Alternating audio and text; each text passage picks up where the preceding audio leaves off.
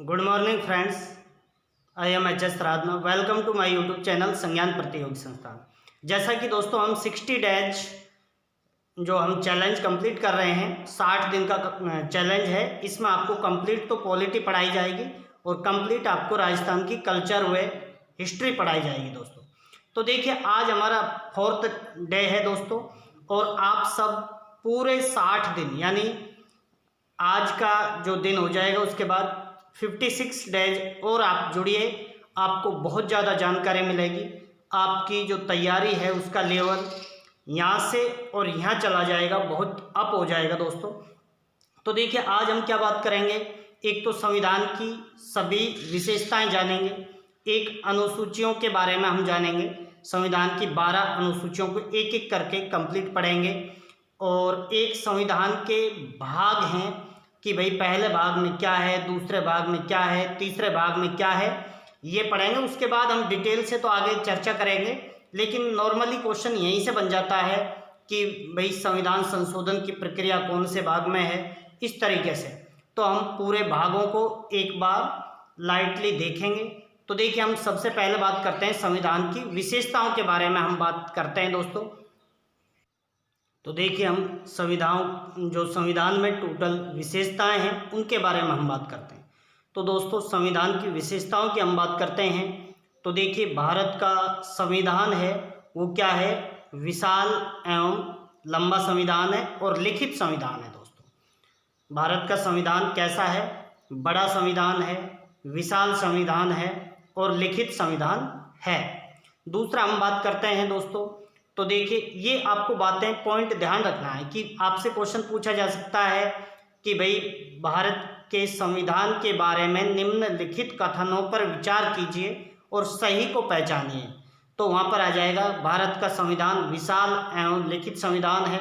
Option आ जाएगा भारत का संविधान है जो एकात्मकता की ओर झुका हुआ संघात्मक संविधान है। वहाँ पर आपसे पूछ लिया जाएगा एकीकृत स्वतंत्र न्यायपालिका है। वहाँ पर आपसे पूछा जा सकता है कि भारत के संविधान में मूल अधिकारों को सम्मिलित किया गया है, नीति निर्देशक तत्वों को सम्मिलित किया गया है, या वहाँ पर आ जाएगा नम्य एवं अनम्य संविधान यानी लचीला एवं कठोर संविधान। तो देखिए, ये आपसे वहाँ पर कूट में पूछा जा सकता है, अच्छे एग्जाम में। छोटे एग्जाम में भी पूछ लेते हैं बाई चांसली। वहाँ पर क्या आपको 3 तो इनकी विशेषताएं दे देंगे संविधान की, और एक विशेषता नहीं है वो दे देंगे, और आपसे कह देंगे कि निम्नलिखित में से कौन सी भारतीय संविधान की एक विशेषता नहीं है। तो इस तरीके से क्वेश्चन वहाँ पर पूछे जाते हैं। सबसे पहले हम बात करते हैं संविधान की विशेषताओं के बारे में। अब देखते हैं। तो देखिए, भारत के संविधान में मौलिक अधिकार हैं, नीति निर्देशक तत्व हैं दोस्तों, और क्या है, एकात्मकता की ओर झुका हुआ संघीय संविधान है, स्वतंत्र एवं पृथक न्यायालय की बात है दोस्तों। क्या है कि अपने जो सुप्रीम कोर्ट है, सर्वोच्च न्यायालय है, वो क्या है, बिल्कुल अलग है सरकार से, यानी स्वतंत्र है। क्यों है स्वतंत्र दोस्तों? भारत के हम बात करते हैं कि भाई यहाँ पर एकीकृत एवं स्वतंत्र न्यायपालिका कैसे है।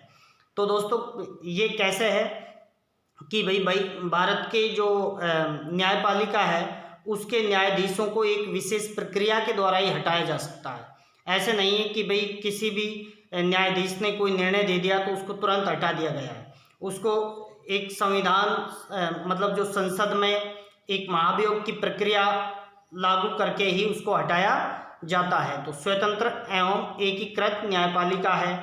और अपन बात करते हैं तो आपातकालीन उपबंधों को भी रखा गया है इसमें, ठीक है। तो देखिए, एक एक करके हम यहाँ पर देख लेते हैं। और दोस्तों, सार्वभौमिक मताधिकार है, यानी सभी जो वयस्क लोग हैं उनको मतदान देने का अधिकार है। ऐसा नहीं है किसी विशेष संप्रदाय को तो मतदान देने का अधिकार है, किसी विशेष धर्म या संप्रदाय को मतदान देने का अधिकार नहीं है, ऐसा नहीं है। सार्वभौमिक मताधिकार की सुविधा है भारत के अंदर। तो देखिए, एक एक करके हम देख लेते हैं। मौलिक अधिकार हैं अपने भारत के संविधान में, ये आपको ध्यान रखना है। दूसरा, एकीकृत एवं स्वतंत्र न्यायपालिका है। क्योंकि दोस्तों, स्वतंत्र कैसे है, क्योंकि वहाँ के जो न्यायाधीश हैं उनको महाभियोग की प्रक्रिया के द्वारा ही हटाया जा सकता है, ऐसा नहीं डायरेक्टली पद से सस्पेंड कर दिया गया है, ऐसा नहीं होता। तो क्या है, स्वतंत्र एवं एकीकृत न्यायपालिका। उसके बाद देखिए, विभिन्न देशों के जो प्राप्त स्रोत हैं उनका समन्वय है।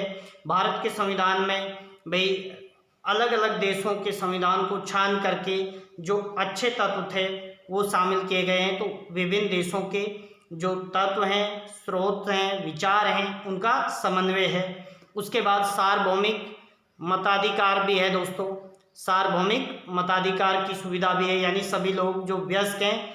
अच्छा, एक बात आपको यहाँ पर ध्यान रखनी है कि भाई ये कब हुआ था। यहाँ पर पहले तो 21 वर्ष तक के लोग हैं जो मत डालने के लिए योग्य माने जाते थे, लेकिन अभी क्या है, 18 वर्ष के लोग हैं जो मत डालने के लिए योग्य हैं। तो दोस्तों ये 21 से घटाकर 18 कब किया गया था, क्वेश्चन पूछा जाता है यहाँ पर। वैसे तो हम आगे सारे संविधान संशोधन भी देखेंगे, सभी चीज़ें देखेंगे, लेकिन यहाँ पर भी आप ये पृष्ठभूमि में बहुत कुछ सीख जाओगे। तो देखिए, एक 61वां संविधान संशोधन हुआ था 1989 में, 61th कॉन्स्टिट्यूशन अमेंडमेंट, ठीक है, यानी 61वां संविधान संशोधन कब हुआ था, 1989 में हुआ था। उसके तहत क्या कर दिया गया था दोस्तों, 21 से घटाकर मतदान की जो एज है, आयु है, वो 18 वर्ष कर दिया गया। ये क्वेश्चन कई बार पूछा गया है और पूछा जाता रहेगा, क्योंकि ये एक विशेष स्थिति है, ठीक है। तो जो विशेष स्थितियां हैं वहाँ पर तो हम बहुत ज़्यादा फोकस करेंगे। आगे हम बात करते हैं, तो देखिए स्वतंत्र निकाय है, जो भारत का जो संविधान है वो स्वतंत्र निकाय है, यानी इस पर किसी का हस्तक्षेप नहीं है। न्यायपालिका है जो इसकी सुरक्षा करती है, रक्षा करती है, और संसद भी कानून बनाता है, और यदि वो उल्लंघन करता है भारतीय संविधान के मूल ढांचे का, तो फिर उनको किया जा सकता है दोस्तों, अमान्य घोषित कर दिया जाता है। तो स्वतंत्र निकाय भी मानी जाती है, ये भी आपको ध्यान रखना है। एकल नागरिकता है दोस्तों, ये आप जानते ही हो कि भारत में क्या है, एकल नागरिकता, जबकि अमेरिकी संविधान में दोहरी नागरिकता है। क्योंकि दोस्तों वहाँ पर क्या है, मतलब स्टेट यानी जो देश है उसका संविधान अलग है, अमेरिका का संविधान अलग है, और वहाँ पर 50 स्टेट हैं दोस्तों, 50 स्टेट हैं, उनका संविधान अलग है। तो वहाँ पर कोई भी व्यक्ति है जो अमेरिका का नागरिक भी होगा, और जिस स्टेट से वो हैं वहाँ के भी वो क्या होंगे, नागरिक माने जाते हैं, ठीक है। तो ये आपको पता होना चाहिए। जबकि भारत में क्या है, मान लीजिए मैं राजस्थान से हूँ, तो मैं राजस्थान का नागरिक नहीं हूँ, मैं केवल कहाँ का नागरिक हूँ, भारतीय नागरिक, ठीक है। तो एकल नागरिकता है, ये कहाँ से ग्रहण किया गया था इसको, ब्रिटिश संविधान से। उसके बाद हम बात करते हैं, तो ये एकल नागरिकता हो गई दोस्तों। और आपातकालीन प्रावधान भी है। आपातकालीन प्रावधान 3 अनुच्छेदों के तहत है दोस्तों। अनुच्छेद 352 के तहत राष्ट्रीय आपातकाल, अनुच्छेद 356 के तहत राष्ट्रपति शासन, अनुच्छेद 360 के तहत क्या है, इसके तहत है दोस्तों वित्तीय आपात, ठीक है, फाइनेंशियल जो इमरजेंसी होती है वो अनुच्छेद 360 के तहत। अब दोस्तों ये आपातकाल की घोषणा राष्ट्रपति कौन से अनुच्छेद के तहत करता है, यानी कौन से अनुच्छेद में लिखा हुआ है कि जब भी देश में आपातकाल लगेगा तो राष्ट्रपति है जो आपातकाल की घोषणा करेंगे। तो दोस्तों ये 365 में लिखा हुआ है। अनुच्छेद 365 के तहत राष्ट्रपति क्या करता है, देश में आपातकाल की घोषणा करता है, चाहे वो राष्ट्रीय आपातकाल हो या राष्ट्रपति शासन हो या वित्तीय आपातकाल हो। और दोस्तों देखिए, जब आपातकाल लगता है तो 2 अनुच्छेदों को छोड़कर, अनुच्छेद 20 और 21 को छोड़कर बाकी सारे अनुच्छेदों को राष्ट्रपति क्या कर सकता है, स्थगित कर सकता है, यानी निलंबित कर सकता है। तो ये कौन से अनुच्छेद के तहत कर सकता है, तो दोस्तों आर्टिकल 359 है, 359 के तहत राष्ट्रपति क्या कर सकता है, देश में आपातकाल लगता है तो क्या कर देता है, अनुच्छेद 359 के तहत घोषणा करता है और क्या कर देता है, जो मूल अधिकार हैं उनको क्या कर देता है, निलंबित। लेकिन इनमें 2 आर्टिकल फिर भी बचे रह जाते हैं, वो कौन कौन से हैं, एक तो है अनुच्छेद 20 और एक है 21। ठीक है, ये आपको ध्यान रखना है। अब हम बात करते हैं दोस्तों यहाँ पर राष्ट्रीय आपातकाल कब लगता है दोस्तों। तो राष्ट्रीय आपातकाल लगता है, एक तो बाह्य आक्रमण हो जाता है, जैसे भाई पाकिस्तान ने जैसे इंडिया पर आक्रमण कर दिया, या 1962 में चाइना ने भारत पर आक्रमण कर दिया था। तो एक तो बाह्य आक्रमण, और दूसरा सशस्त्र विद्रोह के आधार पर।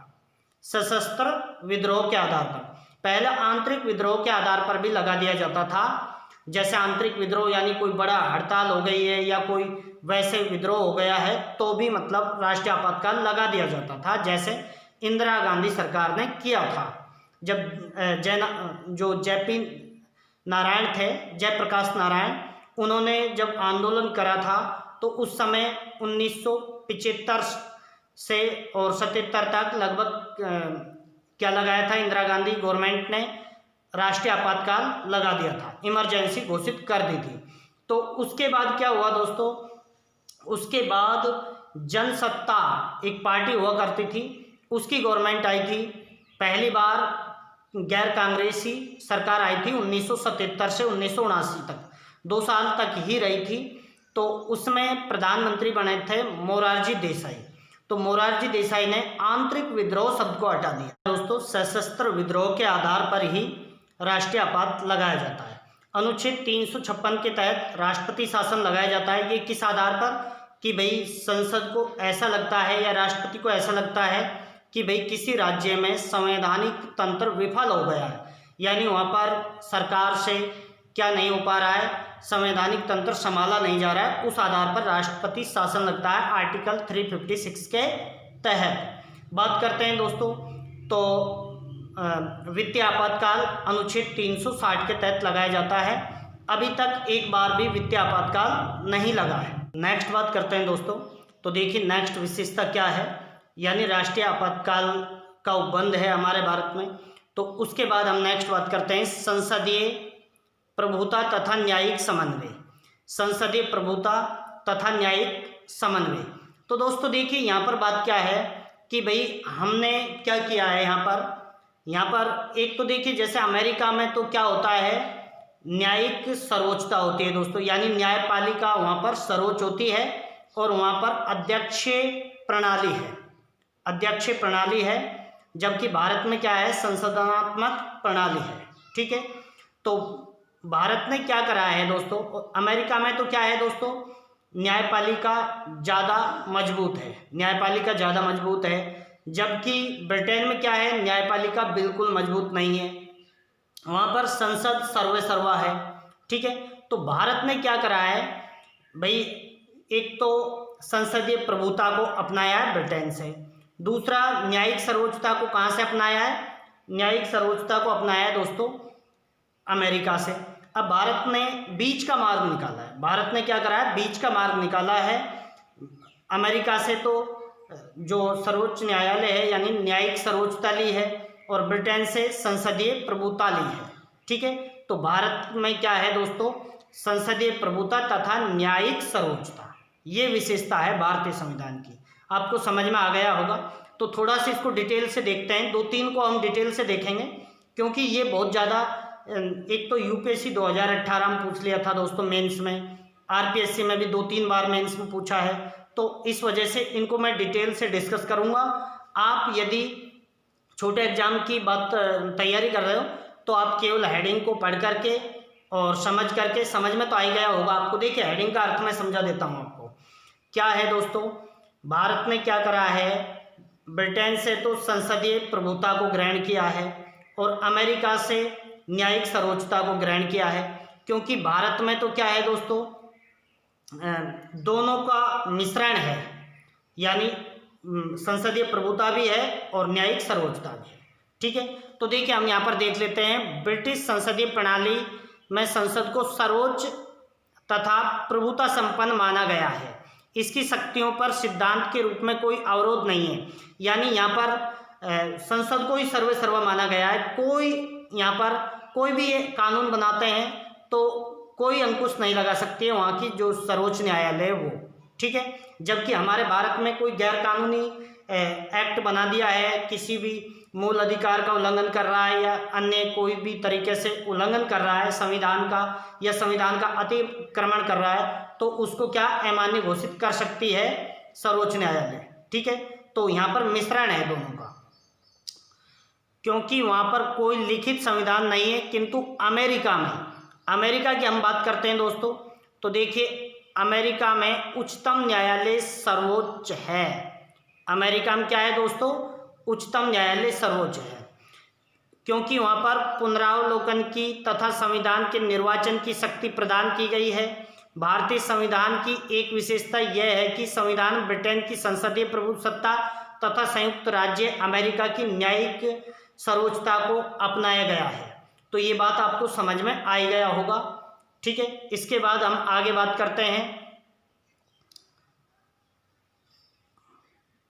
तो देखिए क्या किया है, प्रभुसत्ता तथा अमेरिकी न्यायिक सर्वोच्चता को के मध्य के मार्ग को भारत में अपना लिया गया है। बीच का रास्ता निकाला है कि भाई यहाँ पर न्यायालय के पास भी पावर होनी चाहिए। यदि गलत कोई भी एक्ट वगैरह बन रहा है, अधिनियम बनाया जा रहा है, कानून बनाया जा रहा है, तो उसको न्यायालय क्या कर सकता है, अमान्य घोषित कर सकता है।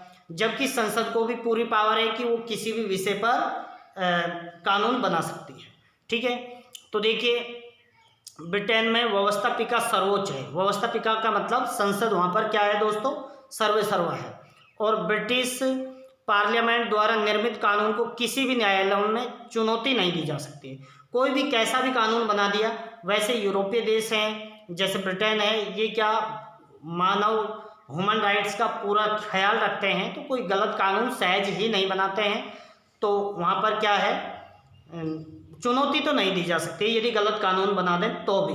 ठीक है, इसके विपरीत देखिए अमेरिका के संविधान में क्या स्थिति है दोस्तों, न्यायपालिका को सर्वोच्चता के सिद्धांत पर अपनाया गया है, जिसका तात्पर्य क्या है, न्यायालय संविधान का रक्षक है और अभिभावक है।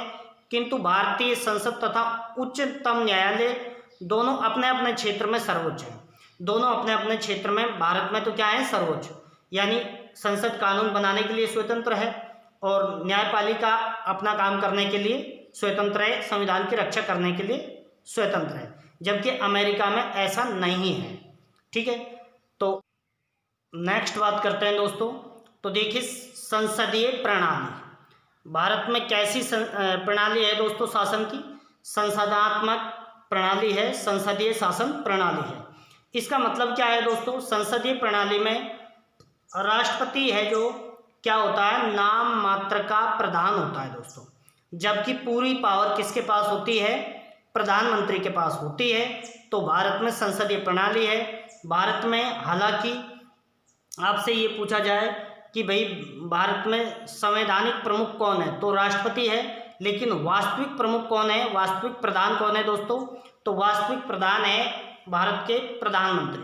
ठीक है, ये बात आपको आराम से समझ में आ गई होगी। थोड़ा सा हम इसके बारे में देख लेते हैं। तो देखिए भारत का संविधान भारत के लिए संसदीय प्रणाली की शासन व्यवस्था का प्रावधान करता है। हालांकि भारत एक गणराज्य है और उसका अध्यक्ष राष्ट्रपति होता है, किंतु ये मान्यता है कि अमेरिकी राष्ट्रपति के विपरीत भारत में जो राष्ट्रपति होता है वो कार्यपालिका का नाम मात्र का प्रधान होता है। तो ये संसदीय व्यवस्था में ऐसा होता है। ठीक है, राष्ट्रपति क्या होता है, केवल नाम मात्र का या संवैधानिक अध्यक्ष होता है। वह यथार्थ राजनीतिक कार्यपालिका यानी मंत्री परिषद की सहायता तथा उसके परामर्श से ही कार्य करता है। भारत में राष्ट्रपति किसकी सलाह पर काम करता है दोस्तों, जो मंत्री परिषद होती है अर्थात प्रधानमंत्री की सलाह पर, परामर्श पर काम करता है, वो खुद डिसीजन नहीं लेता है। तो ये बात आपको आसानी से समझ में आ गई होगी। नेक्स्ट हम बात करते हैं दोस्तों संविधान की अन्य विशेषता के बारे में बात करते हैं। तो भारत का संविधान कैसा है दोस्तों, नम्य एवं अनम्य, यानी लचीला एवं कठोर का मिश्रण है यहाँ पर। जैसे अमेरिका का संविधान तो दोस्तों क्या है, अनम्य है यानी कठोर है, जबकि ब्रिटेन का संविधान कैसा है, नम्य है यानी लचीला है। अब ये नम्य अनम्य कैसे हम पहचानते हैं, तो दोस्तों संविधान संशोधन की जो प्रक्रिया होती है, संविधान में संशोधन करने की जो प्रक्रिया होती है, उस आधार पर संविधान को नम्य या अनम्य कहा जाता है। जब किसी संविधान में आसानी से क्या हो जाता है दोस्तों, कोई भी संशोधन कर दिया जाता है तो उस संविधान को क्या कहते हैं, नम्य कहते हैं, यानी लचीला कहते हैं। और वहाँ पर ब्रिटेन में क्या है, सर्वोच्च न्यायालय की तो कुछ चलती नहीं है, तो वहाँ आसानी से संविधान संशोधन हो जाता है। इसलिए ब्रिटेन का संविधान कैसा है दोस्तों, नम्य है यानी लचीला है। जबकि अमेरिका में सर्वोच्च पावर किसके पास है, न्यायपालिका के पास। तो वहाँ बहुत मुश्किल से एक वास्तव में लीगल है, उस आधार पर ही संविधान संशोधन हो पाता है। तो संविधान जो अमेरिका का संविधान है वो सबसे कठोर है, यानी अनम्य है। तो यहाँ नम्य अनम्य का मतलब केवल इतना सा है, संविधान संशोधन की प्रक्रिया के आधार पर बांटा गया। ठीक है, तो देखिए इन पॉइंटों को देख लेते हैं हम। देखिए, नम्यता एवं अनम्यता का समन्वय। संशोधन की कठिन, यानी कठिन है संविधान। तो देखिए, हम यदि संविधान संशोधन की प्रक्रिया कठिन है तो उसको क्या मानते हैं, अनम्य। तो ये आप देख लीजिए, संशोधन की कठिन या सरल प्रक्रिया के आधार पर संविधान की नम्य या अनम्य कहा जाता है। संघीय संविधानों की संशोधन प्रक्रिया कठिन होती है, यानी जो संघीय संविधान होता है अध्यक्षात्मक, जहाँ पर शासन व्यवस्था होती है, वह क्या होती है, कठिन। इसलिए उन्हें सामान्यतः अनम्य श्रेणी में रखा जाता है। आगे हम बात करते हैं दोस्तों, तो भारत में संविधान संशोधन किसके तहत किया जाता है दोस्तों, अनुच्छेद 368 के तहत। तो देखिए, अनुच्छेद 368 के अनुसार कुछ विषयों में संविधान के लिए संसद के समस्त सदस्यों के बहुमत और उपस्थित सदस्यों का 2/3 बहुमत के अतिरिक्त कम से कम आधे से अधिक राज्यों का भी क्या होनी चाहिए, समर्थन होना चाहिए। देखिए, इस बात को समझिए, भारत में क्या है दोस्तों, कुछ कानूनों को तो आसानी से पारित कर लिया जाता है, कुछ कानूनों को तो क्या कर लिया जाता है दोस्तों, आसानी से पारित कर लिया जाता है साधारण बहुमत से ही। कुछ कानून जो विशेष प्रक्रिया के तहत होता है। विशेष प्रक्रिया कैसे, जो संसद में के जो समस्त सदस्य हैं और वहाँ पर उपस्थित सदस्यों का 2/3 बहुमत आवश्यक है और कम से कम आधे से अधिक राज्यों का भी समर्थन होना चाहिए। तो यही बात यहाँ पर लिखी हुई है। देखिए, अनुच्छेद 368 के अनुसार कुछ विषयों में संशोधन के लिए संसद के समस्त सदस्यों के बहुमत और उपस्थित सदस्यों के 2/3 के अतिरिक्त कम से कम आधे राज्यों के विधानमंडलों का समर्थन भी आवश्यक है। तो ये आपको ध्यान रखना है। इसलिए भारत का संविधान कैसा है, लचीला एवं कठोर। ठीक है, तो ये बात आपको समझ में आ गई होगी।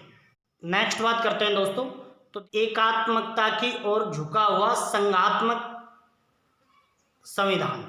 ठीक है, तो भारतीय संविधान या भारतीय शासन व्यवस्था है जो एकात्मकता की ओर झुकी हुई संघीय राज्य है भारत। ठीक है, तो देखिए कैसे भारत में हम बात करते हैं, जैसे समवर्ती सूची के विषयों की हम बात करते हैं।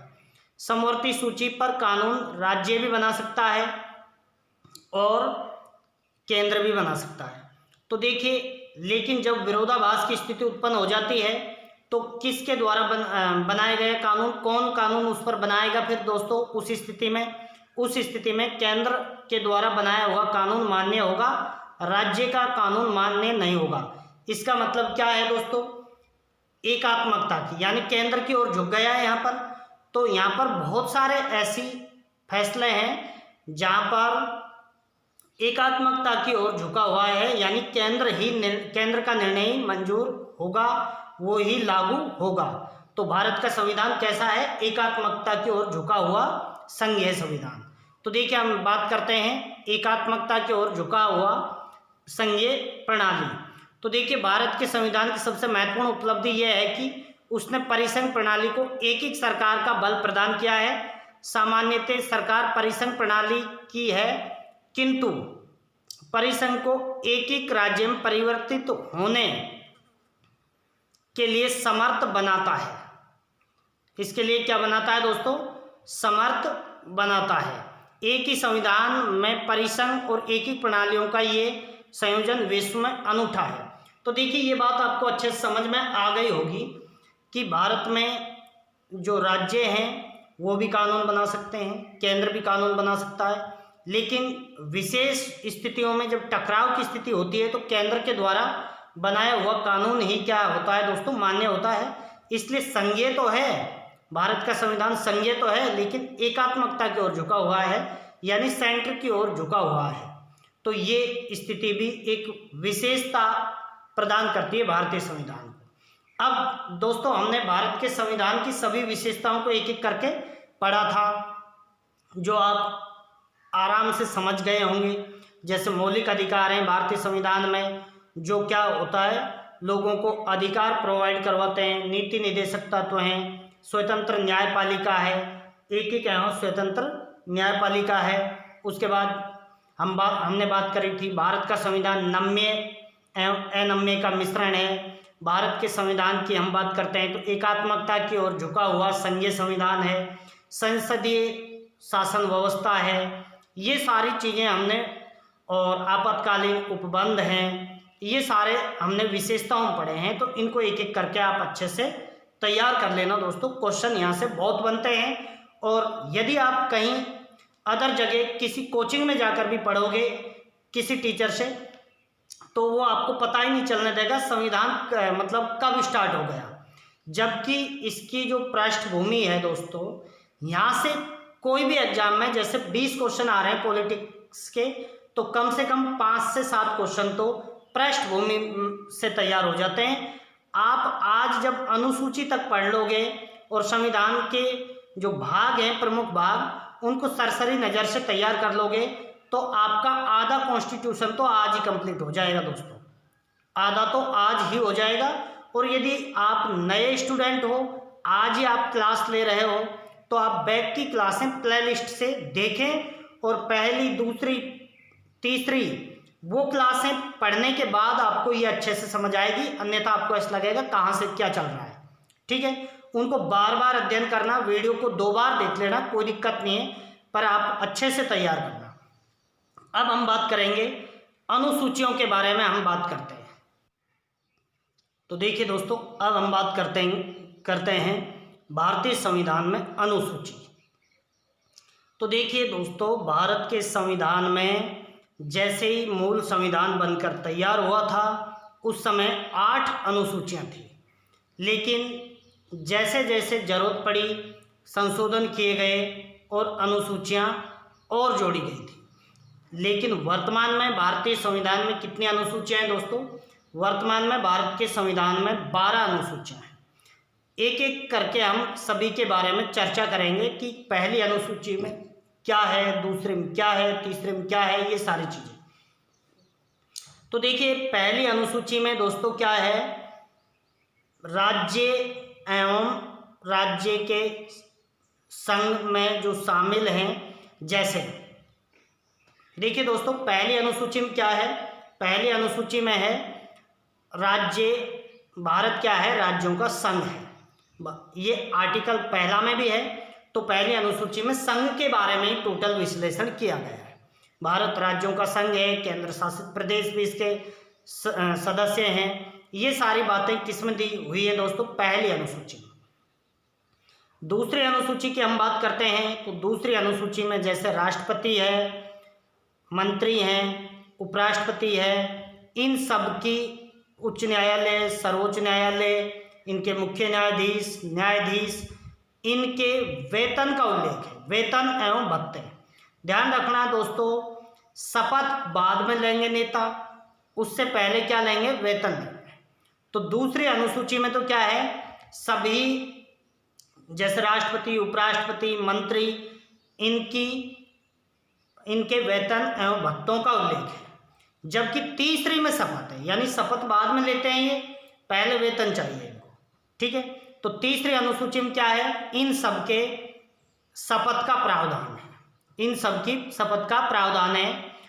जो भी है राष्ट्रपति, उपराष्ट्रपति, मंत्री, इन सब की शपथ का क्या है, मुख्य न्यायाधीश, न्यायाधीश, इनकी शपथ का प्रावधान है तीसरी अनुसूची। चौथी अनुसूची की हम बात करते हैं दोस्तों, तो चौथी अनुसूची में क्या लिखा हुआ है? चौथी अनुसूची में ये लिखा हुआ है कि भाई जो यहाँ पर क्या है, जैसे हम बात करते हैं लोकसभा, राज्यसभा, इनकी सीटों का आवंटन है कि भाई कौन से राज्य में कितनी सीटें लोकसभा में होनी चाहिए, कितनी राज्यसभा की होनी चाहिए। तो चौथी अनुसूची में लोकसभा और राज्यसभा की सीटों का आवंटन के बारे में डिस्कस किया गया है।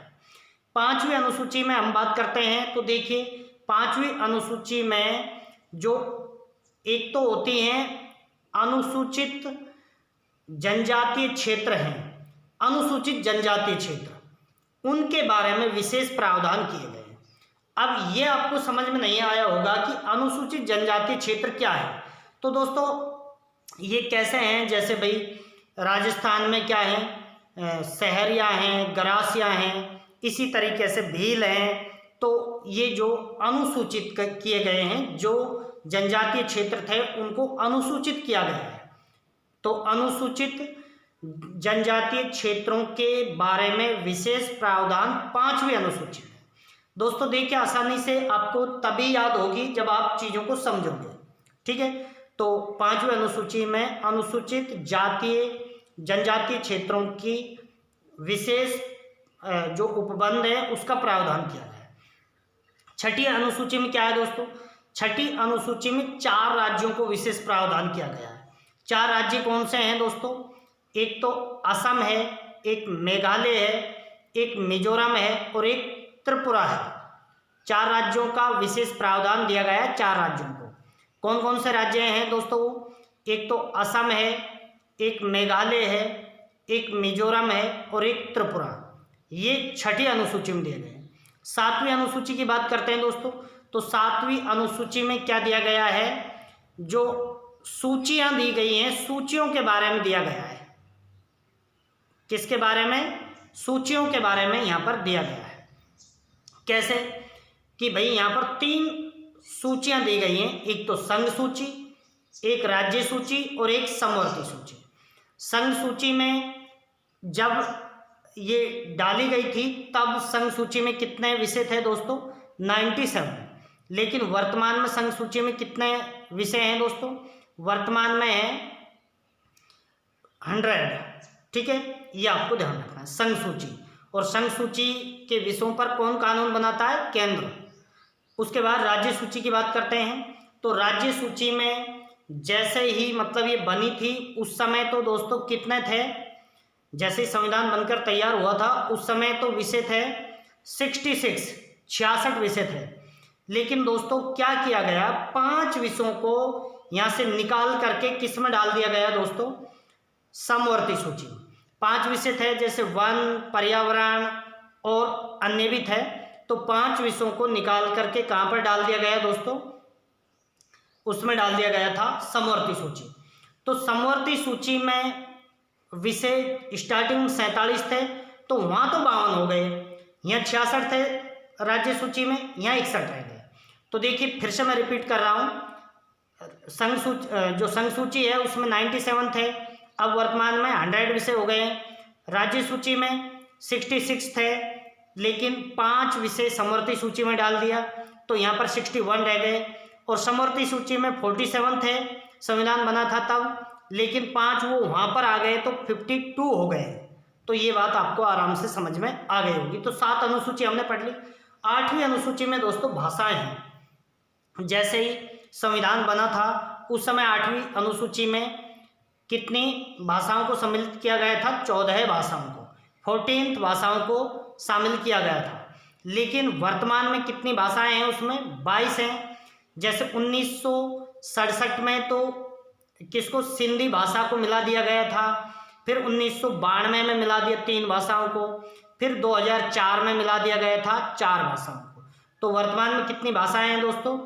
22 भाषाएं हैं 8वीं अनुसूची। तो 8वीं अनुसूची में भाषाएं हो गई। 9वीं अनुसूची में क्या है दोस्तों? एक तो जो संपत्ति के अधिकार की जो विधियां हैं वो डाली गई हैं 9वीं अनुसूची। 9वीं अनुसूची 10वीं, 11वीं, 12वीं को बाद में जोड़ा गया है दोस्तों। 9वीं को कब जोड़ा गया था? पहले संविधान संशोधन के तहत 1951 में ही जोड़ दिया गया था 9वीं अनुसूची में को। ठीक है, 9वीं अनुसूची को। तो इसमें क्या प्रावधान था दोस्तों कि भाई 9वीं अनुसूची में कुछ विषयों को डाल दो, उन पर न्यायालय समीक्षा नहीं कर सकता है, यानी न्यायिक समीक्षा नहीं होगी। तो फिर क्या होने लगा, जो भी कोई भी केंद्र को थोड़ी कठिनाई होती थी 9वीं अनुसूची में डाल देते थे। 9वीं अनुसूची में वो तुरंत डाल देते थे, जिस पर न्यायालय है जो क्या कर देता था भाई, न्यायिक समीक्षा नहीं कर सकता था, तो केंद्र आराम से कानून बना लेता था। लेकिन 2007 में सर्वोच्च न्यायालय का डिसीजन आया और उसने कह दिया कि 1973 तक केशवानंद भारती बनाम जो केरल राज्य जो विवाद था, वहाँ तक के तो जो 9वीं अनुसूची में डाल दिए गए हैं उन पर तो न्यायिक समीक्षा नहीं होगी, और उसके बाद कुछ डाला है उस पर न्यायिक समीक्षा हो सकती है, यानी की जाएगी यदि हमें ऐसा लगेगा तो। ऐसा क्यों किया, तो दोस्तों 1973 में तो वास्तव में 1973 तक तो वास्तव में ही उन्हीं सब्जेक्ट को डाला गया था जिनको लेकर समस्याएं बन रही थी, उन्हीं को डाला गया था। लेकिन उसके बाद सरकार क्या करने लग गई, अपने हित के बारे में सोचने लग गई। किसी भी कानून जो अटक जाता था सर्वोच्च न्यायालय उसको अमान्य घोषित कर देता था, उसको वो 9वीं अनुसूची में डाल देते थे। तो 9वीं अनुसूची में क्या ऐसे विषय डाले जाते हैं, और कब जोड़ी गई थी ये, पहले संविधान संशोधन 1951 के तहत। इसके बाद हम बात करते हैं कौन सी अनुसूची की बात करेंगे दोस्तों, इसके बाद हम 10वीं अनुसूची की बात करते हैं। तो 10वीं अनुसूची में क्या हुआ था दोस्तों, इसमें दल बदल कानून है, दल बदल कानून।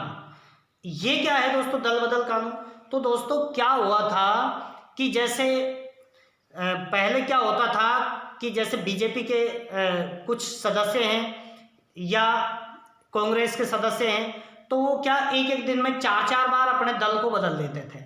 तो इससे तो बड़ा परेशानी हो गई, सरकार कभी भी गिर जाती थी, कभी बीजेपी की बन गई, वहाँ से टूट करके कांग्रेस में आ गए तो कांग्रेस की सरकार बन गई, तो ये बड़ी समस्या हो गई थी। तो इसलिए दल बदल कानून लाया गया।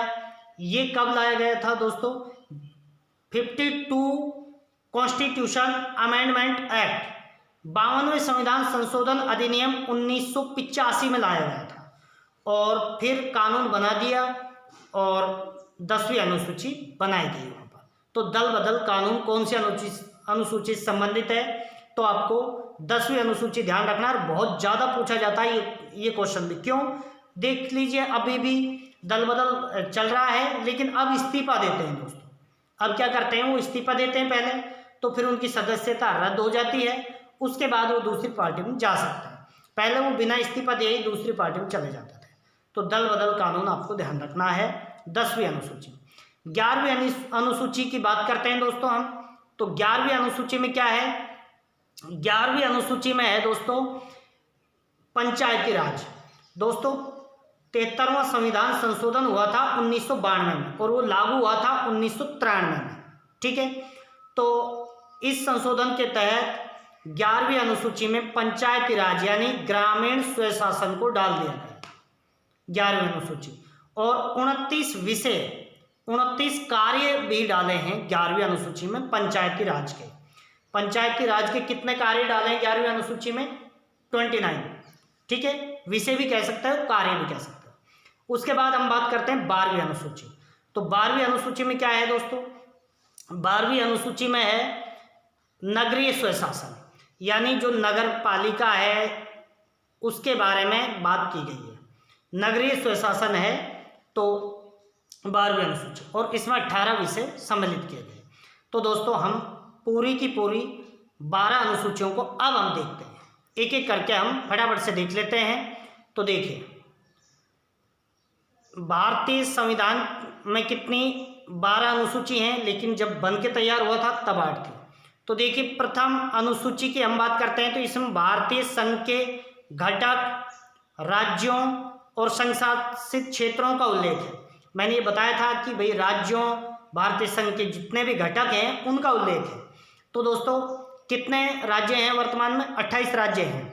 अच्छा, जैसे तेलंगाना आंध्र प्रदेश से अलग होकर के 2 जून 2014 को अलग हुआ था, तो 29 राज्य हो गए थे। लेकिन अभी 2019 में, दिसंबर 2019 में क्या हुआ दोस्तों, उसको राज्य का दर्जा से वंचित कर दिया गया है जम्मू कश्मीर, और जम्मू कश्मीर और लद्दाख 2 केंद्र शासित प्रदेश बना दिए गए हैं। तो अब राज्य कितने रह गए हैं दोस्तों? अब राज्य रह गए हैं यहाँ पर 28 ही रह गए हैं, दोबारा 29 हो गए थे, अब 28 हो गए। केंद्र शासित प्रदेश पहले 7 थे दोस्तों, फिर क्या 2 नए बन गए, जम्मू कश्मीर और लद्दाख, तो 9 हो गए। लेकिन 9 में से फिर 8 रह गए। 8 कैसे रह गए? दमन दीव और दादरा एवं नगर हवेली अलग अलग थे, तो दमन दीव और दादरा एवं नगर हवेली को एक कर दिया गया है दोस्तों। तो 8 केंद्र शासित प्रदेश रह गए। तो अभी वर्तमान में क्या स्थिति है? 28 राज्य और 8 केंद्र शासित प्रदेश हैं। और ये कौन सी अनुसूची में होता है दोस्तों? ये पहली अनुसूची। ठीक है, तो देखिए हम आगे हम देखते हैं थोड़ा सा। तो देखिए संविधान के 62वें संशोधन के द्वारा दिल्ली को राष्ट्रीय राजधानी क्षेत्र घोषित किया गया दोस्तों। तो आपसे ये कहा जाए एनसीआर किस संविधान संशोधन के तहत घोषित किया गया था दिल्ली को? तो 62वां संविधान संशोधन कब हुआ था? 1991 में। उसके तहत दिल्ली को एनसीआर का दर्जा दिया गया है, नेशनल कैपिटल रेंज या रीजन। ठीक है, राष्ट्रीय राजधानी क्षेत्र पूछा जाएगा दोस्तों, ध्यान रखना आप।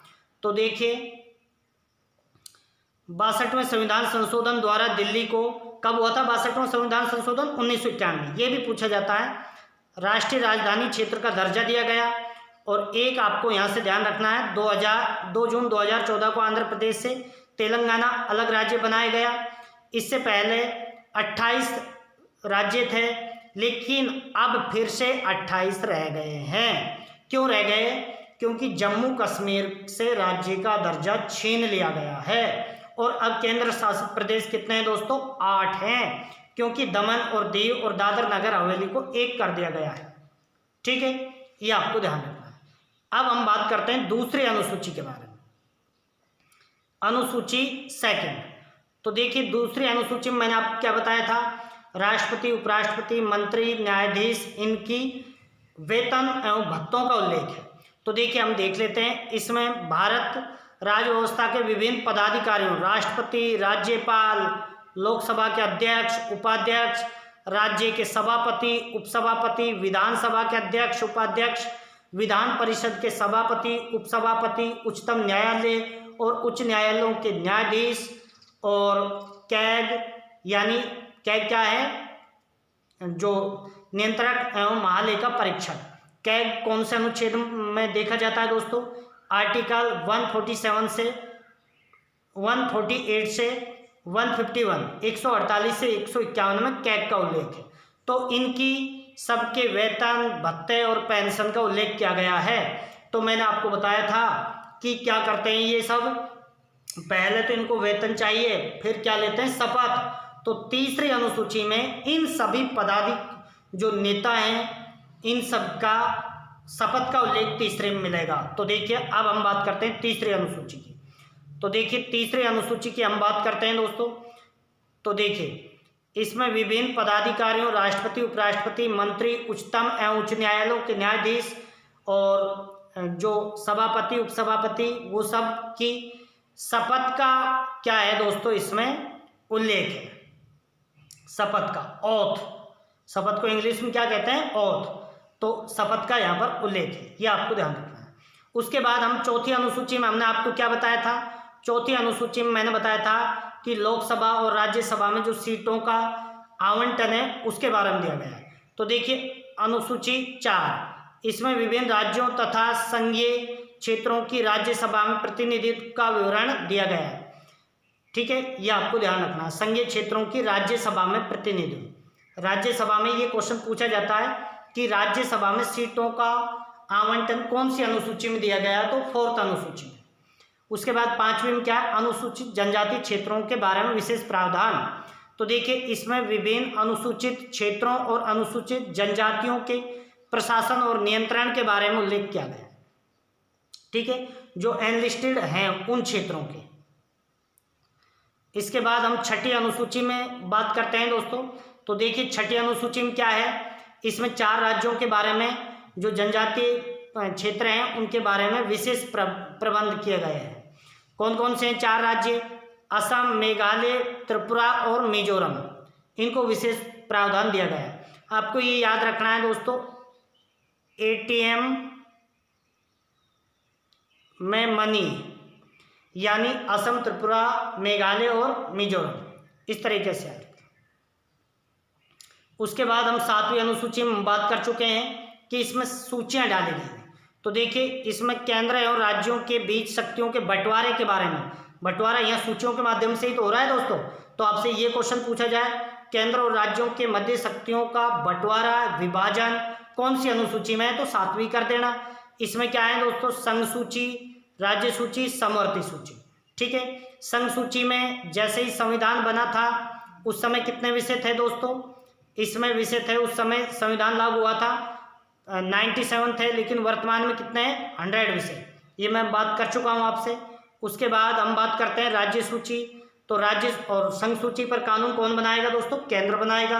राज्य सूची में कानून कौन बनाएगा, राज्य बनाएगा, लेकिन केंद्र भी बना सकता है यदि राष्ट्रीय हित के अनुसार हो तो केंद्र भी कानून बना सकता है यहाँ पर।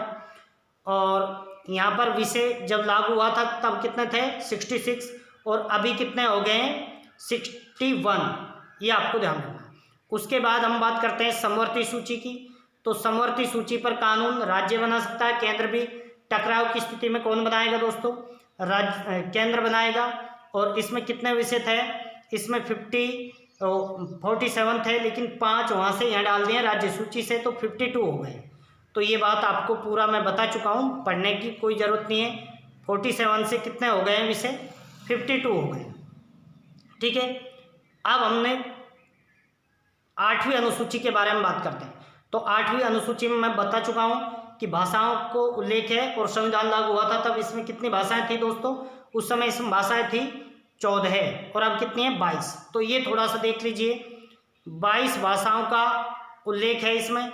मूल रूप से 8वीं अनुसूची में 14 भाषाएं थी, लेकिन एक तो कब जोड़ी गई 1967 में। ये आपको ध्यान रखना है दोस्तों, कब कब जोड़ी गई, सुमेलित करवा लेते हैं। तो 1967 में तो सिंधी को जोड़ा गया था।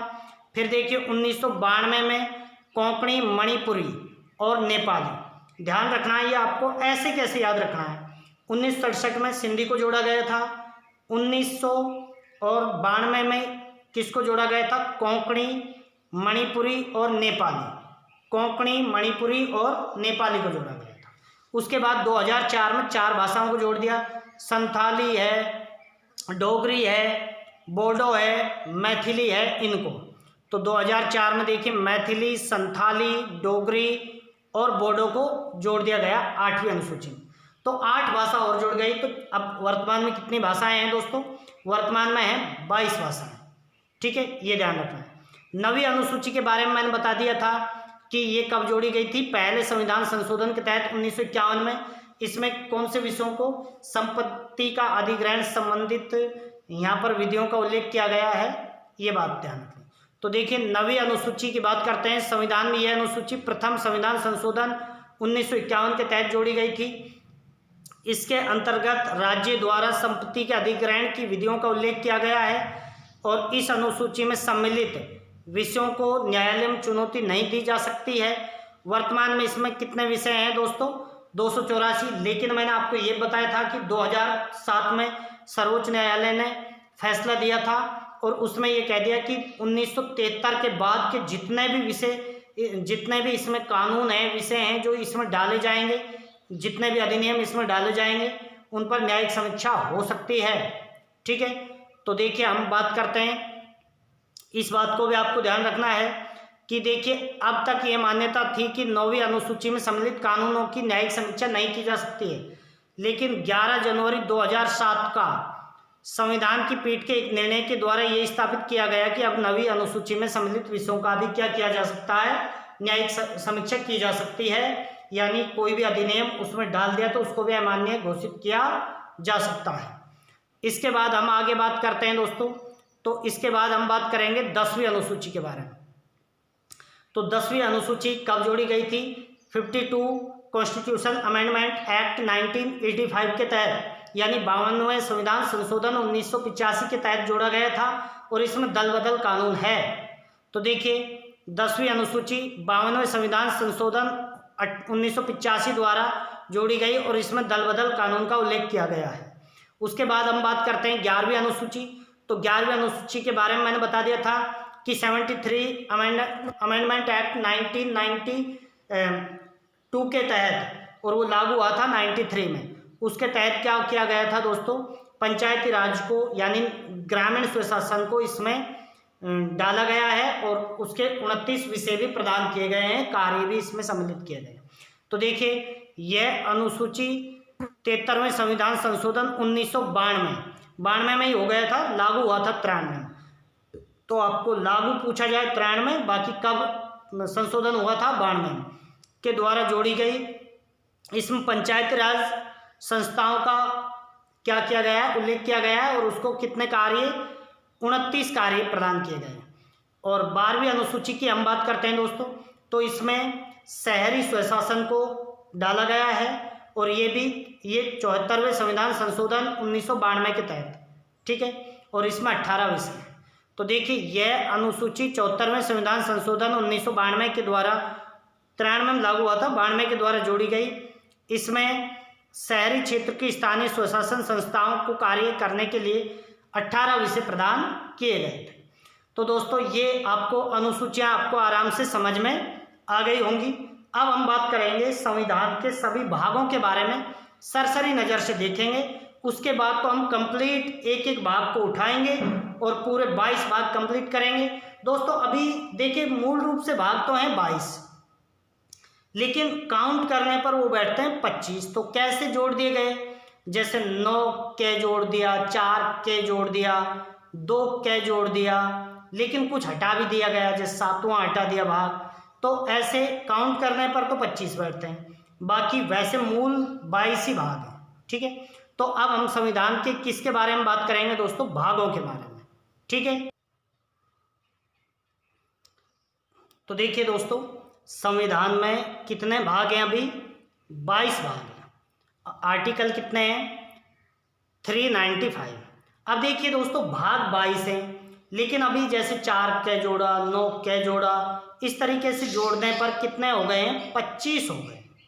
वैसे 22 ही भाग हैं, लेकिन टोटल कुल भाग कितने हैं, तो 25 हो गए। गिनने पर, काउंट करने पर वो 25 बैठते हैं, ठीक है।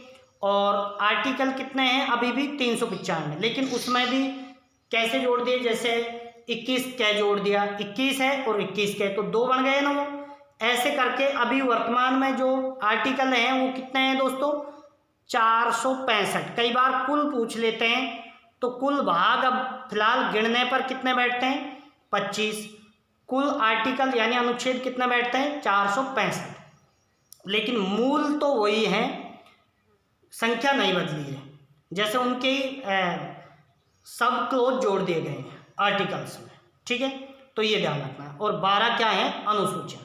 अब दोस्तों हम एक एक भाग को हम शॉर्टली देखेंगे, फिर हम पूरा डिटेल से डिस्कस करेंगे।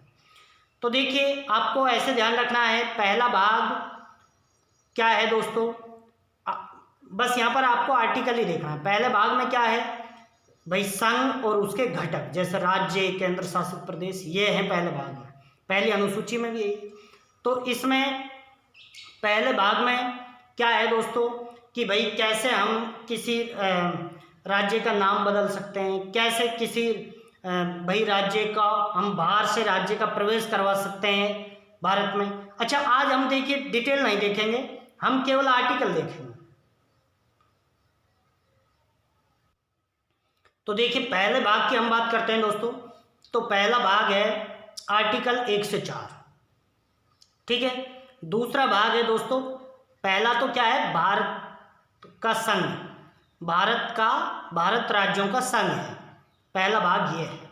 दूसरा भाग में क्या है दोस्तों, नागरिकता, वो कहाँ से कहाँ तक है, आर्टिकल 5 से 11, अनुच्छेद 5 से 11। तीसरा भाग में मौलिक अधिकार हैं, वो कहाँ से कहाँ तक है, आर्टिकल 12 से 35, यानी अनुच्छेद 12 से 35 तक, ठीक है। उसके बाद जो पार्ट कौन सा है दोस्तों, भाग 4 है। भाग 4 में क्या है दोस्तों, नीति निदेशक तत्व है। नीति निदेशक तत्व आर्टिकल 36 से कहाँ तक है दोस्तों, 51 तक, यानी अनुच्छेद 36 से 51 तक है, ठीक है। उसके बाद क्या है, भाग 4 क है। भाग 4 के कौन से आर्टिकल में है दोस्तों, 51 क में ही है। 51 क से लेकर और क ट तक है, ठीक है, ये आपको ध्यान रखना है। उसके बाद हम बात करते हैं भाग 5। तो भाग 5 में क्या है, केंद्र सरकार का के बारे में है दोस्तों।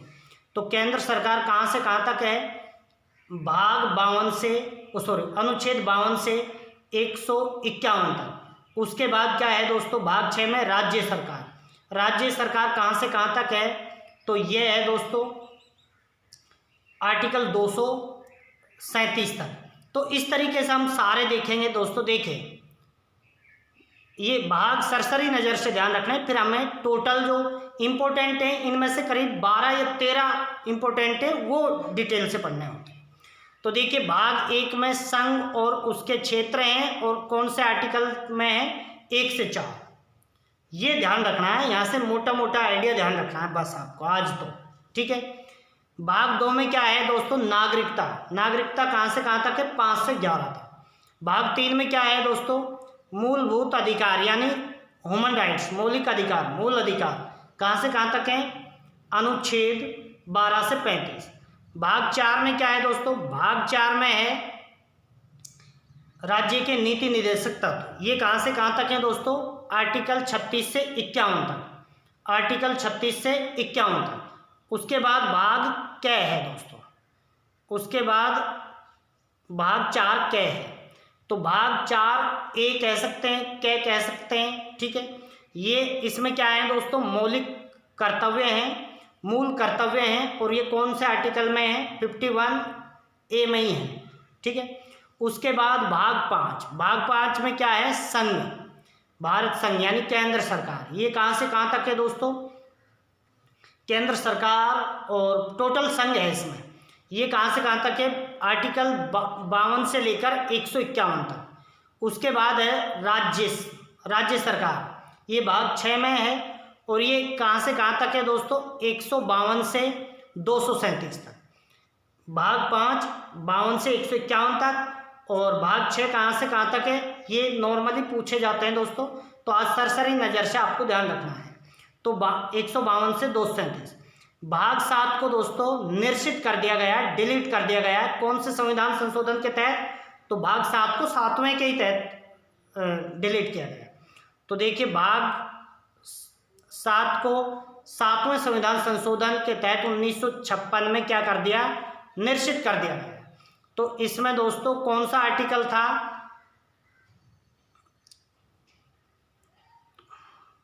नेक्स्ट देखते हैं दोस्तों। तो नेक्स्ट हम बात करते हैं भाग 8।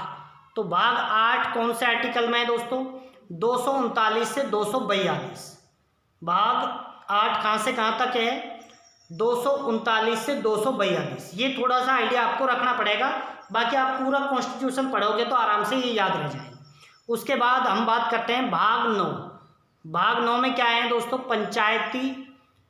पंचायती राज, और इसमें आर्टिकल कहाँ से कहाँ तक है दोस्तों 243, एक तो 243 है और एक 243 ओ तक, यानी इसमें टोटल 16 आर्टिकल है भाग 9 में।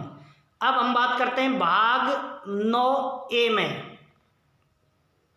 भाग 9A में क्या है दोस्तों, शहरी स्वशासन, नगर पालिकाएं।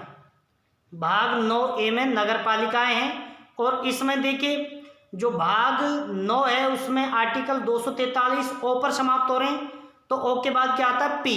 तो यहाँ पर भाग 9A में नगर पालिकाएं हैं, और इसमें कहाँ से स्टार्ट हो जाता है, 243 पी से 243 जेड जी तक, 243 जेड जी तक।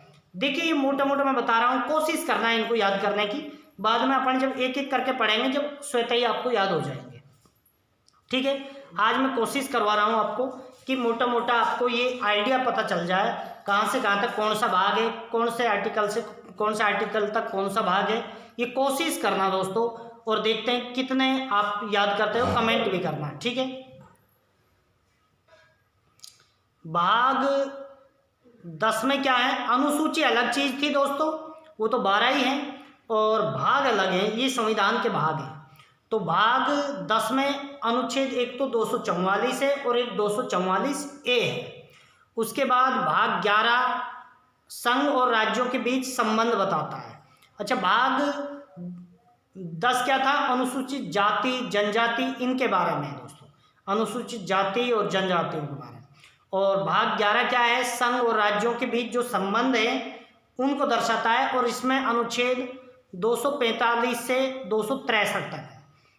नेक्स्ट बात करते हैं दोस्तों, तो देखिए उसके बाद हम बात करते हैं भाग 12 की बात करते हैं। भाग 12 में है वित्त, संपत्ति, संविधान, ये हैं। और यहाँ पर देखिए कहाँ से कहाँ तक है? आर्टिकल 264 से 300A तक। 300A दोस्तों जो वहाँ से हटाया था आर्टिकल 31 को, उसको 300A के तहत जोड़ दिया गया था। ठीक है, तो भाग 12 में क्या है दोस्तों? 264 से 300A तक है। उसके बाद हम बात करते हैं भाग 13। तो भाग 13 में व्यापार है, वाणिज्य है, ये सब। तो यहाँ पर भाग 301 से 307 है, ये आपको ध्यान रखना है। ठीक है, नेक्स्ट बात करते हैं। तो देखिए उसके बाद हम बात करते हैं भाग 14 की। तो संघ और राज्यों के अधीन सेवाओं का विवरण है, और आर्टिकल आपको 308 से 323। इसमें लोक सेवा आयोग भी आ जाएगा दोस्तों, लोक सेवा आयोग है, ये सब आ जाएगा। राज्य RPSC और UPSC ये सब आ जाएंगे। तो ये भाग 14 में है।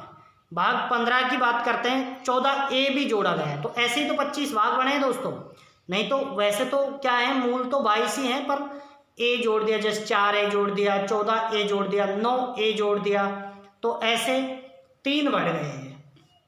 एक तो 4A और एक और जोड़ा है, क्योंकि एक हट भी तो गया दोस्तों। एक तो 4A जोड़ा है, एक 9A जोड़ा है और एक 14A जोड़ा है अभी तक, ये ध्यान रखें। इसमें आर्टिकल हैं दोस्तों 323A से 323B तक। उसके बाद भाग 15 की हम बात करते हैं। इसमें निर्वाचन है, जो राष्ट्रीय निर्वाचन आयोग है, इसमें आर्टिकल कहाँ से कहाँ तक है? 324 से लेकर 329A तक है दोस्तों। ठीक है, तो ये भी बहुत इंपॉर्टेंट है। भाग 15 में आपसे पूछा जाएगा कि आपसे कैसे पूछा जाएगा, राष्ट्रीय निर्वाचन आयोग का उल्लेख संविधान के कौन से भाग में है? तो भाग 15, 16, 19, 20 ऐसे दे देंगे। तो ये किस में है दोस्तों? ये है भाग 15 में। इसके बाद हम बात करते हैं आगे। तो देखिए भाग 16 की बात करते हैं। भाग 16 की हम बात करते हैं दोस्तों। तो इसमें क्या है, कुछ वर्गों के लिए विशेष उपबंध है, जैसे SC, ST, OBC, इनको लेकर के विशेष प्रावधान, आरक्षण वगैरह ये हैं। ये 330 से 342 12 आर्टिकल को इसमें शामिल किया गया। उसके बाद हम बात करते हैं भाग 17। तो इसमें राजभाषा, ये भी बहुत पूछा जाता है दोस्तों। 16 भी बहुत पूछा जाता है दोस्तों, और ये भी बहुत पूछा जाता है। ठीक है, तो राजभाषा कौन से भाग में है? तो दोस्तों राजभाषा है 17वें भाग में। और आर्टिकल भी ये पूछा जाता है बहुत ज़्यादा, 343 से 351। राजभाषा बहुत पूछा जाता है, क्योंकि ये पूछना भी चाहिए। राजभाषा ही याद नहीं है कि संविधान में कौन से आर्टिकल्स के अंतर्गत है, तो हमें याद क्या रहेगा? तो 343 से 351। ठीक है, ये आपको ध्यान रखना है। और 243 से लेकर 243P तक क्या, ओ तक क्या था दोस्तों? पंचायती राज। और 243P से लेकर 243ZG तक क्या था? नगर पालिका। और ये कौन कौन से भाग में थी? तो पंचायती राज 9 में थी और नगर पालिका 9A में थी। ठीक है, वो याद रखना, बहुत पूछे जाते हैं वो भी। इसके बाद भाग 18 भी बहुत ज़्यादा पूछा जाता है दोस्तों, इंपॉर्टेंट है, रट लेना आप इनको। भाग 18 में क्या है दोस्तों? आपातकालीन उपबंध। और इसमें कौन कौन से आर्टिकल हैं? 352 और 356, 360। 352 से 360 हैं, लेकिन मुख्य वो है। ठीक है, उसके बाद हम बात करते हैं तो भाग 19 की बात करते हैं। तो भाग 19 में प्रकीर्णन है दोस्तों, और आर्टिकल कहाँ से कहाँ तक है? 361 से 367। ठीक है, उसके बाद हम बात करते हैं तो भाग 20 की बात करते हैं दोस्तों। तो देखिए भाग 20 की बात करते हैं। इसमें कौन सा है दोस्तों, संविधान संशोधन की प्रक्रिया है, और ये केवल कौन से अनुच्छेद में है, ये 368। ये भी बहुत पूछा जाता है दोस्तों, अभी कंटिन्यू पूछे जाएंगे। 368 है इसमें, संविधान संशोधन की प्रक्रिया है भाग 20 में, ये बहुत ज़्यादा पूछा जाता है। तो इसमें कौन सा आर्टिकल आ जाएगा, 368। उसके बाद हम बात करते हैं भाग 21 में क्या है दोस्तों, भाग 21 में है अस्थायी संक्रमणकालीन और विशेष अनुबंध है। ये कौन से में है दोस्तों, ये है 369 से 392, 369 से 392 तक है भाग 21। इसके बाद हम बात करते हैं दोस्तों, तो भाग 22 देख लेते हैं लास्ट। तो भाग 22 में क्या है, संक्षिप्त नाम, प्रारंभिक नाम, हिंदी, ये सारी चीज़ें हैं। और निरसन अनुच्छेद जो निरसित कर दिए हैं, डिलीट कर दिए हैं, वो आर्टिकल, ये कहाँ से 393 से 395 तक। तो दोस्तों ये सारे भाग हमने केवल आज आपको इनका स्ट्रक्चर बताया, क्यों ये सारे पढ़ने हैं। तो आपको भागों के आर्टिकल आज याद हो गए ना, तो मज़ा आ जाएगा। ये आपको थोड़े थोड़े भी याद हो गए, 2-4 बार आप एक पेज में नोट करके, और आप जिस भी कमरे में आप पढ़ते हो वहाँ एक बड़ा चार्ट लगा दीजिए, और उनको निकलते अंदर आते जब भी देखते रहिए, आपको ये चीज़ें याद हो जाएगी। तो दोस्तों ये था आज का पॉलिटी का चौथा सेशन था, 4th क्लास थी। ज़बरदस्त मैटर आपको उपलब्ध करवाया है। एक बार आप ये सारे मैटर को तैयार करते चले गए, नोट्स तैयार कर लिए, जीवन में पॉलिटी पढ़ने की ज़रूरत नहीं पड़ेगी। तो दोस्तों यदि आप चैनल पर नए हो तो चैनल को सब्सक्राइब करें, बेल आइकन को प्रेस करें। वीडियो रुकना नहीं चाहिए दोस्तों, 60 दिन का चैलेंज है, कंटिन्यू शेयर करते रहें, अपने दोस्तों में करते रहें, और अपने भाई बहनों को भी आप पढ़ने के लिए बोलें, आपके रिश्तेदार, ये सब। और दोस्तों आप जितने भी आपको ये पूरा जो ये स्ट्रक्चर आज का जो मैंने 22 भाग करवाए हैं और 12 अनुसूची जितनी ये याद हो गई, वो कमेंट करके लिखना, सर हमें याद हो गया है। ठीक है, थैंक यू दोस्तों, जय हिंद, जय भारत।